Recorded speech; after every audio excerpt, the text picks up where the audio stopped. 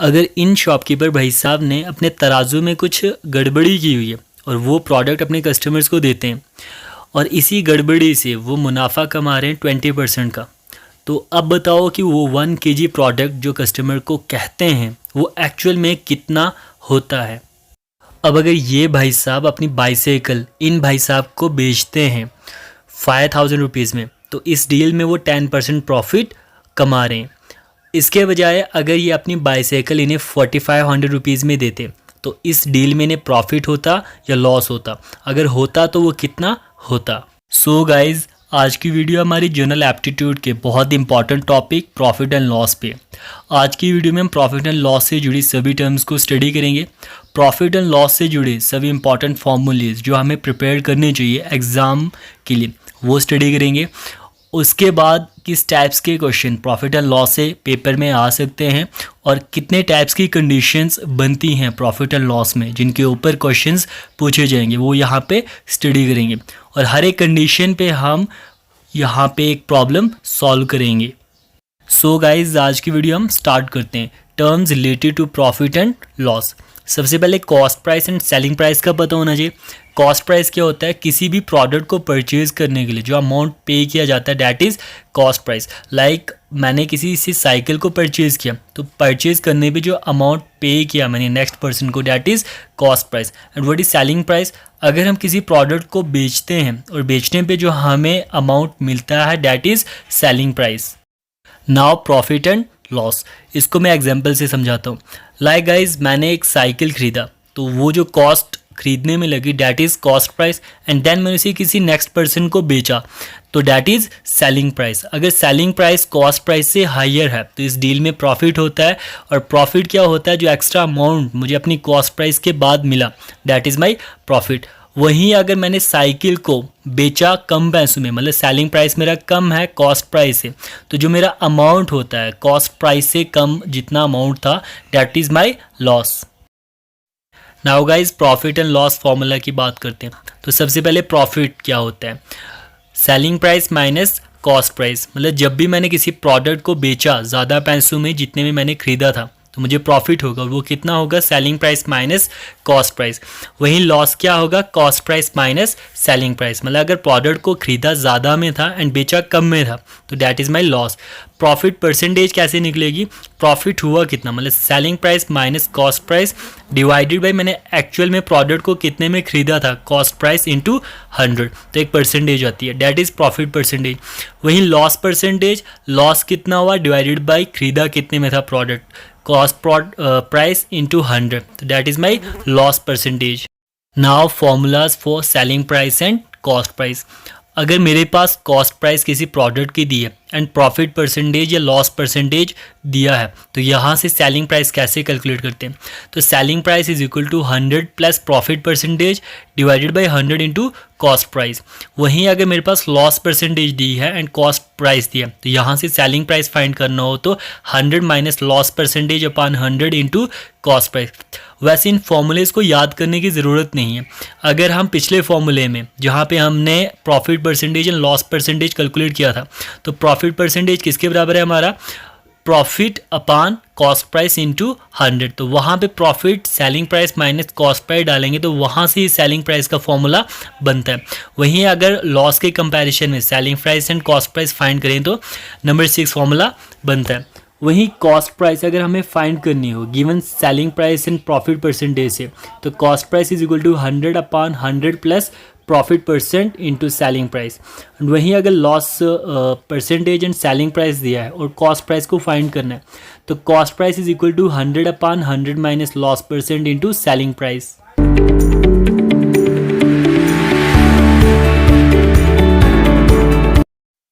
सो guys, start करते हैं question number first. Arun के पास कोई फ़ोन है और उसने उसको बेचा 5000 रुपीज़ में और इस डील में उसको 7% लॉस हुआ। तो अब बताओ कि उस फ़ोन की कॉस्ट प्राइस क्या थी? मतलब अरुण ने उस फ़ोन को खुद कितने में ख़रीदा था? ऑप्शंस आपके पास है तो इसका आंसर है बी ऑप्शन 5377। एक्सप्लेनेशन देखते हैं।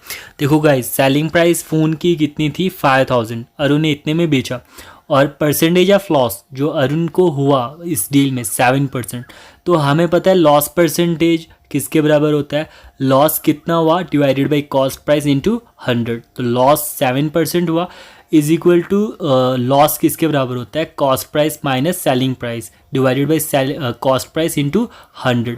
दोनों तरफ 100 से डिवाइड करेंगे तो परसेंटेज खत्म हो जाएगी 0.07 cost price is equal to cost price minus selling price which is 5000। तो यहाँ से कॉस्ट प्राइस आ जाएगा 5000 divided by 0.93 is equal to 5377 जो हमारा आंसर है।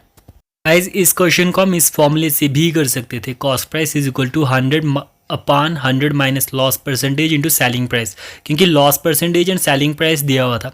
लेकिन इसके लिए ये फॉर्मूला याद होना चाहिए, तो इसीलिए हमने शॉर्ट में ही किया कि लॉस परसेंटेज होता है किसके बराबर है, loss upon cost price into 100। तो वहाँ से हमने कॉस्ट प्राइस उस प्रोडक्ट की फाइंड की। अब हम इसी टाइप का एक और क्वेश्चन करते हैं।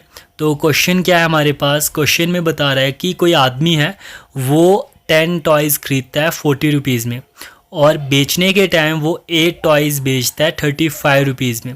तो अब बताओ इस डेटा के लिए उसको प्रॉफिट होता है या लॉस होता है, अगर होता है तो कितना होता है। गाइज आप सोचिए कि इस क्वेश्चन में कौन सा फॉर्मूला यूज़ होगा और इन ऑप्शंस में से क्या आंसर होगा।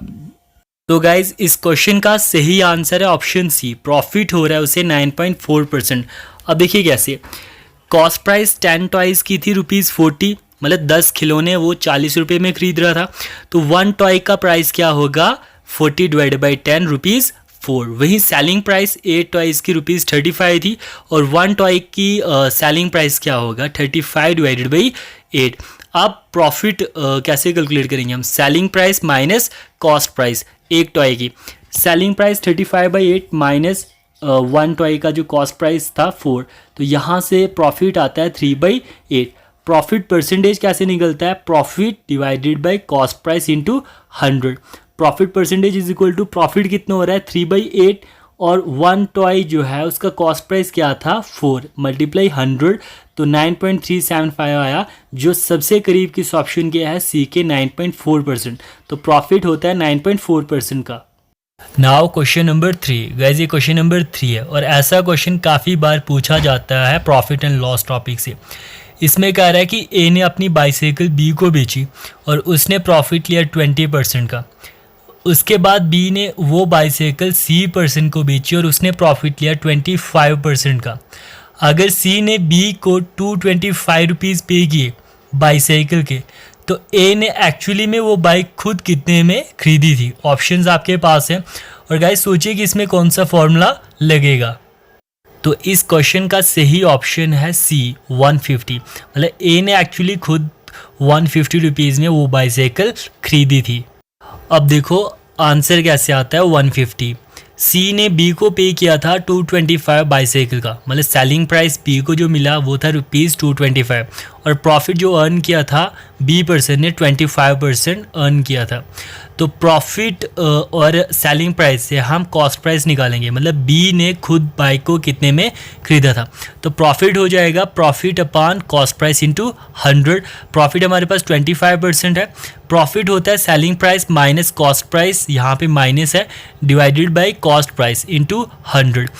दोनों तरफ 100 से डिवाइड करेंगे तो 0.25 मल्टीप्लाई कॉस्ट प्राइस जो राइट साइड में नीचे है cost price is equal to selling price 225 minus cost price.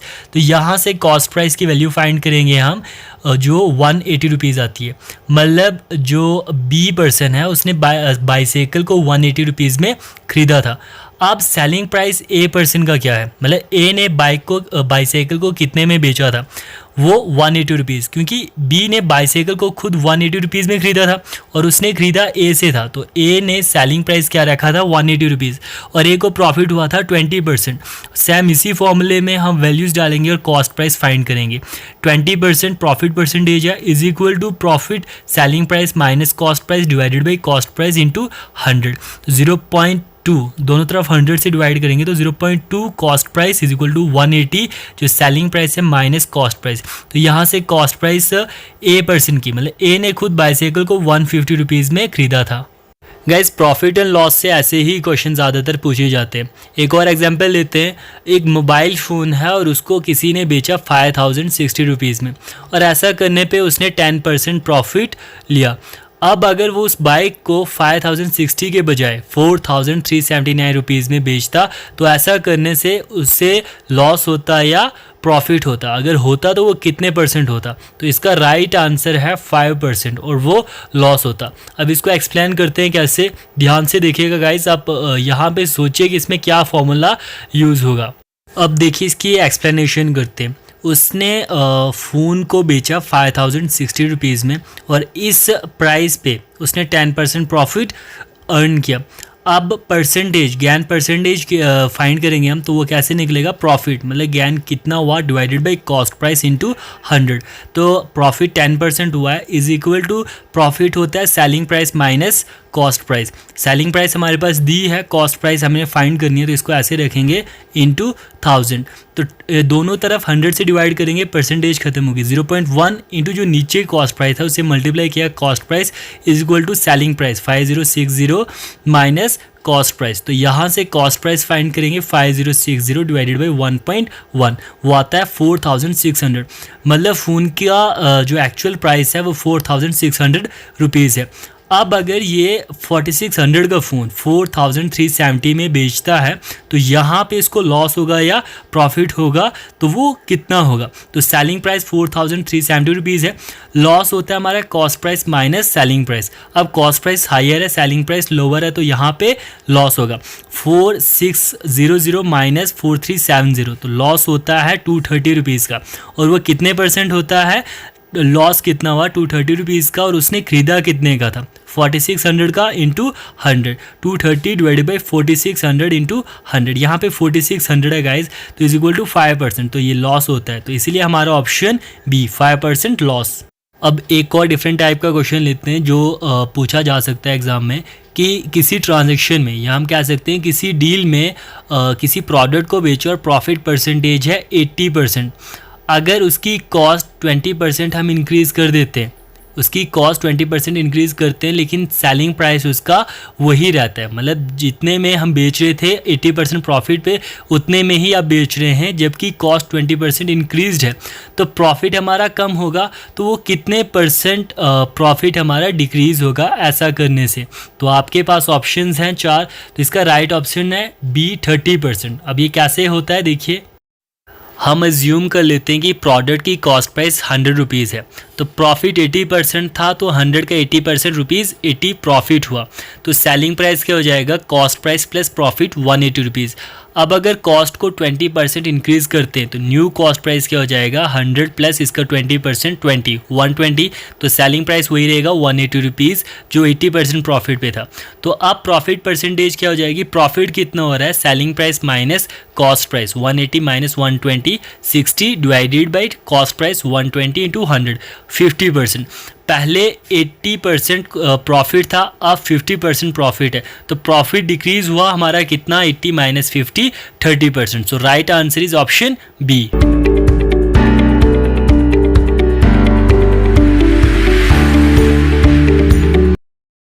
अब सेकंड केस आता है dishonest dealer and faulty weight. इसमें होता क्या है कि ऐसे क्वेश्चंस बनाए जाते हैं कि शॉपकीपर ने कस्टमर को इतने परसेंट लेस वेट दिया, तो ऐसा करने से उसे कितना परसेंट प्रॉफिट हुआ या कितने परसेंट लॉस हुआ।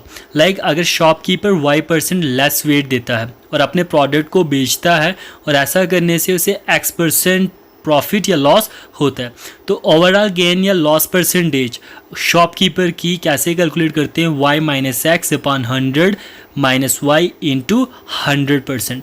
y जो है वो लेस वेट है एंड x जो है वो गेन या लॉस परसेंटेज है। ऐसा करने से शॉपकीपर कितना अर्न करता है। तो ओवरऑल गेन या लॉस कैसे फाइंड करेंगे? वो इस फॉर्मूले से, ये फॉर्मूला आगे यूज़ होगा। इस पर एक एग्जाम्पल करते हैं।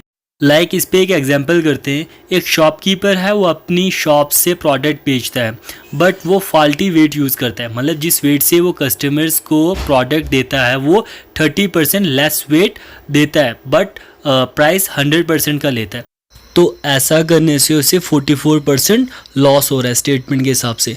अब बताओ उससे अगर प्रॉफिट होगा तो कितने परसेंट होगा एंड लॉस होगा तो कितने परसेंट होगा। ऑप्शंस आपके पास है और इसका राइट आंसर है 20% लॉस होगा। अब देखिए वो कैसे, देखिए shopkeeper y% less weight use कर रहा है, तो मतलब y की वैल्यू 30% है और शॉपकीपर अपने प्रोडक्ट को सेल कर रहा है x% लॉस पे, तो मतलब x की वैल्यू हमारी 44% है।